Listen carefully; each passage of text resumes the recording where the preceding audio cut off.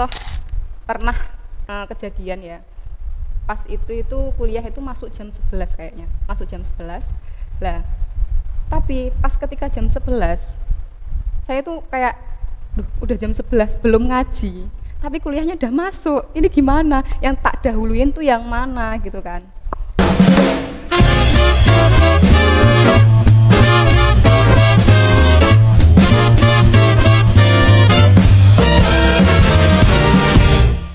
Halo semuanya, kembali lagi di podcast Ruang Asik, Ngobrol Paling Asik.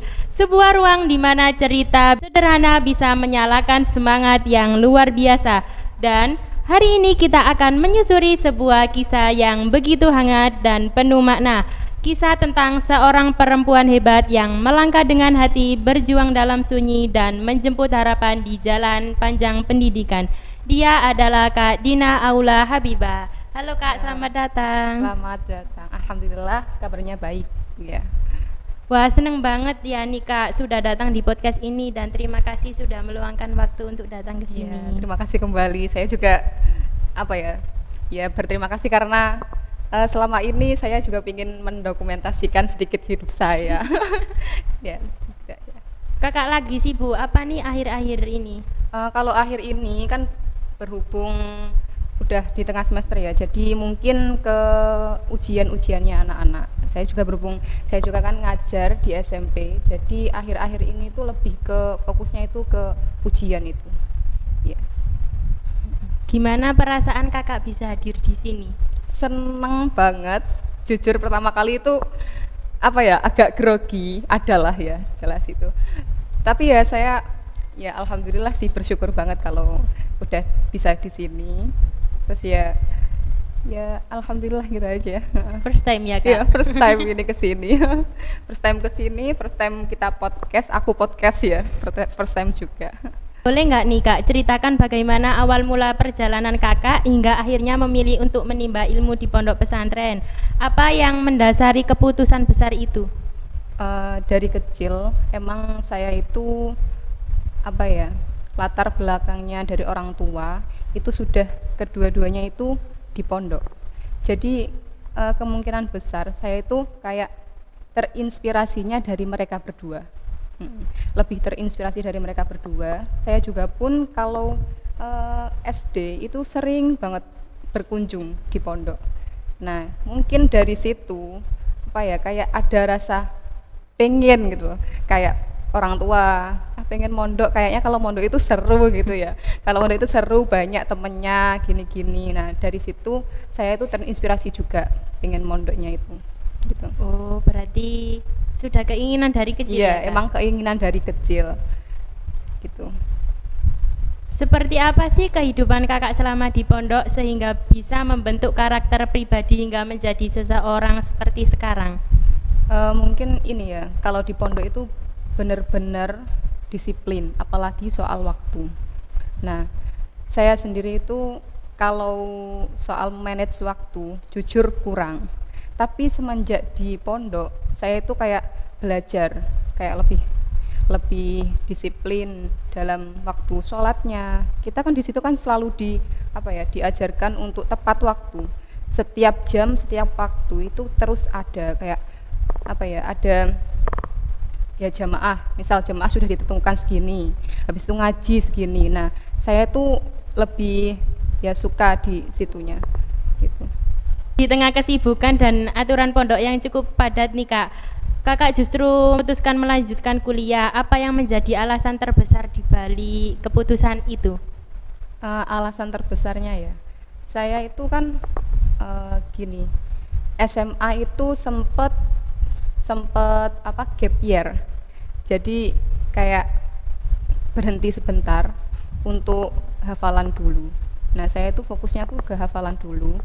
Terus habis itu tiba-tiba saya punya keinginan, kok daripada saya cuman menghafal saja, mungkin lebih asik, mungkin lebih enak kalau misal saya itu sambil menyelam minum air gitu loh. Jadi sambil saya ngaji, saya juga belajar gitu. Jadi kan waktu itu tidak terbuang sia-sia gitu. Jadi saya terinspirasi dari teman-teman juga, banyak yang kayak misal apa kok sudah kuliah gitu, jadi saya terinspirasi ingin ikut kuliah gitu, jadi saya kuliah. Terus ya pernah ada struggle juga sih di kuliahnya, ya karena ya gitu emang dari orang tuanya agak strict parent ya. Jadi tidak dibolehin kuliah itu yang jauh-jauh, kamu kalau kuliah di sini-sini aja, soalnya kamu itu harus selesaiin hafalanmu pertama, kamu tuh fokusnya yang hafalan dulu, kalau kuliah itu ikut aja gitu. Kalau kamu itu udah menguasai ilmu akhirat, pasti yang dunia itu akan dapat gitu katanya. Akhirnya tapi namanya anak itu mesti ada lah ya, ada kayak ngapain sih kok aku lo pingin kayak gini, kayak teman-temanku kuliah itu yang jauh yang gini, kuliahnya tuh yang elit lah kayak gitu. Tapi ya memang semua itu dari ridho orang tua ya, jadi saya itu sempat ya nangis selama beberapa hari. Akhirnya saya memantapkan diri, sholat lah intinya. Terus saya ya udahlah nggak apa-apa, mungkin ini takdir yang baik buat saya, mungkin kedepannya itu bakal dimudahkan gitu ya. Akhirnya saya ikut aja lah aturannya orang tua, ikut ngaji, terus ya selain itu kuliah. Itu ya udah kita jalani aja gimana. Itu ya alhamdulillah juga semua urusan itu digampangkan. Kayak memang kita harus mendahulukan yang akhirat dulu baru dunia. Jadi semua kan latar belakang saya juga kan di pondok itu tidak boleh membawa HP, tidak boleh bawa laptop, tidak boleh bawa apapun itu. Terus tapi ketika saya memutuskan untuk kuliah, saya tuh kayak sebuah keajaiban gitu loh. Kok bisa setiap saya mendahulukan ngaji saya, misal kuliah kan jam 1, tapi sebelumnya itu kan ada ngaji. Kalau saya nggak ngaji, pasti kuliahnya itu kayak terpontang-panting gitu. Jadi kayak jimatnya itu di ngajinya dulu gitu. Jadi misal saya itu pasti nyempetin beberapa kayak ya pokoknya nyempetin harus ngaji dulu sebelum berangkat kuliah itu. Toh pernah kejadian ya, pas itu kuliah itu masuk jam 11 kayaknya, masuk jam 11 lah. Tapi pas ketika jam 11 saya tuh kayak udah jam 11 belum ngaji, tapi kuliahnya udah masuk, ini gimana, yang tak dahuluin tuh yang mana gitu kan. Akhirnya ya udahlah, ikut prinsip awal itu ya ngaji dulu lah, nanti lah gampang kuliahnya gitu ya. Terus akhirnya saya ngaji dulu, terus waktu itu nggak tahu tiba-tiba setelah ngaji pun itu udah lewat setengah jaman. Kalau kuliah lewat setengah jam biasanya kan langsung ya ada aja lah ya, hukumannya ada aja. Apalagi kan saya kan anak baru, jadi ya lebih intens gitu. Dan alhamdulillah pas saya udah ngaji itu ya kayak tiba-tiba dosennya cancel, kayak ada aja gitu loh ya. Jadi kita lebih semangat gitu aja. Oh gitu ya Kak ya. Menjalani 2 tanggung jawab sekaligus pasti bukan hal yang mudah Kak. Bagaimana Kakak menjaga keseimbangan antara kewajiban sebagai santriwati dan tuntunan akademik sebagai mahasiswi? Kalau itu ya pinter-pinter lah kita harus pinter-pinter memanage waktunya. Apapun itu, sesibuk apapun itu kita harus memanage, jadi punya planning sendiri. Kayak misal kalau udah jam segini, ya misal kalau di pondok itu jam pagi lah ya, dari pagi itu misal jam 3 itu udah bangun lah, itu harus udah terstruktur apa aja, jadi harus benar-benar udah tertata gitu, dari awal kita bangun sampai kita mau tidur itu harus tertata manajemen waktunya. Apalagi kalau kuliah itu kayak rasanya itu beban itu double. Soalnya saya di pondok juga jadi pengurus, terus di kuliah juga kita harus ngurusin makalah yang segitu tebelnya, kan pusing juga ya kalau diurus sendiri. Nah itu ya kuncinya itu di manajemen waktunya. Lebih ke manajemen waktunya yang perlu ditata. Oh, manage waktu itu sangat Iya. penting ya Kak ya. Dalam perjalanan panjang itu, apakah pernah ada masa di mana Kakak merasa lelah, ragu, atau bahkan hampir menyerah? Bagaimana Kakak melewati masa-masa itu? Caranya melewati masa-masa itu ya dijalani aja. Kita jalani, kita sabar, kita ikhtiar dan tahu tujuan awal kita. Misal tujuan awal kita mondok itu kayak saya kan hafalannya. Jadi tujuan awalnya itu kita mau menyelesaikan hafalannya.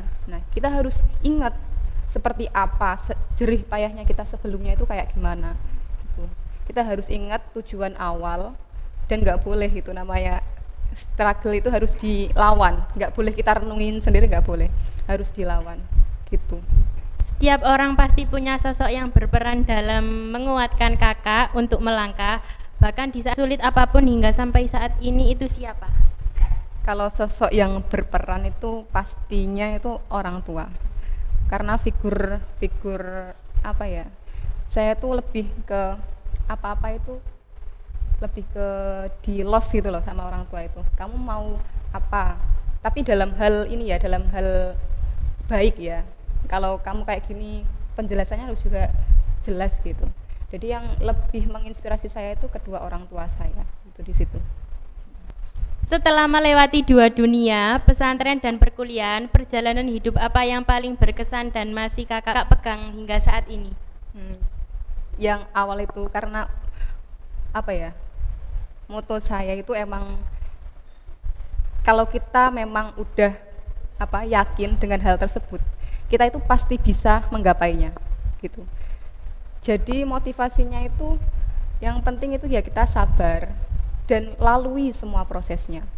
Kita tuh harus melalui semua prosesnya biar kita tuh tahu bagaimana rasanya kayak gini dan gimana kalau misal kita dihadapin kayak gini, gimana itu solusinya gitu. Lebih kita tuh keyakin dan sabar gitu aja. Ketika akhirnya Kakak berhasil menyelesaikan studi dan menuntaskan perjuangan panjang itu, apa yang terlintas pertama kali di pikiran dan perasaan Kakak? Apa ya? Kayak ya kita emang ya kayak nggak nyangka ternyata kita udah sejauh ini melangkah gitu loh. Lebih ke nggak menyangka, tapi kita kan udah tahu ya kalau kita selalu berusaha, kita akan tahu hasilnya. Meskipun hasilnya itu kecil atau besar, setidaknya kita tuh pernah merasakan usaha dari usaha itu. Oh gitu ya Kak ya. Kini Kakak telah mengabdikan diri sebagai guru nih. Bagaimana proses hingga bisa sampai ke titik itu dan apa tantangan maupun kebanggaan tersendiri yang Kakak rasakan di dunia baru tersebut? Prosesnya sih, kalau prosesnya panjang banget. Soalnya dari latar belakangnya kan emang pondok. Terus kita tuh nggak pernah tahu gimana sih dunia kerja sebenarnya itu. Gitu ya. Jadi saya itu kayak mencoba yang di luar zona nyaman. Akhirnya saya itu mencoba untuk daftar di guru SMP itu. Itu pun saya belum selesai kuliah. Saya mencoba. Pokoknya saya itu berpikiran gini, pokoknya sebelum saya lulus kuliah, saya harus punya pekerjaan dulu. Jadi kalau misal besok saya udah lulus kuliahnya, harus udah dapet gitu, udah ada pandangan saya di sini. Nah, ya prosesnya ya gitu, panjang banget. Seleksi itu pun sampai berapa kali ya? 3 kali seleksi kalau nggak salah. 3 kali seleksi, baru panggilan pertama, panggilan kedua, panggilan ketiga itu baru dapet jadi yang itu, jadi guru itu ya.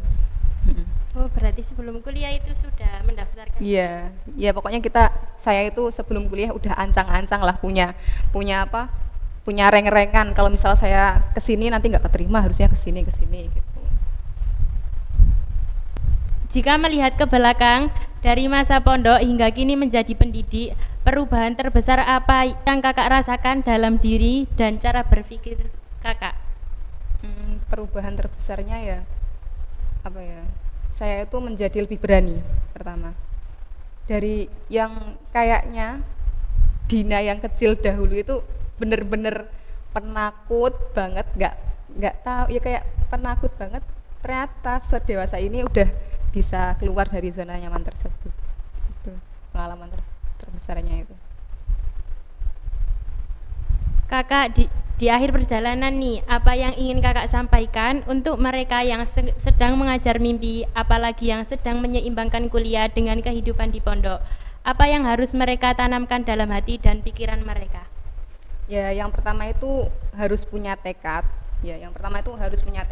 Terus yakin kalau memang itu tujuanmu, harus kamu benar-benar usahakan.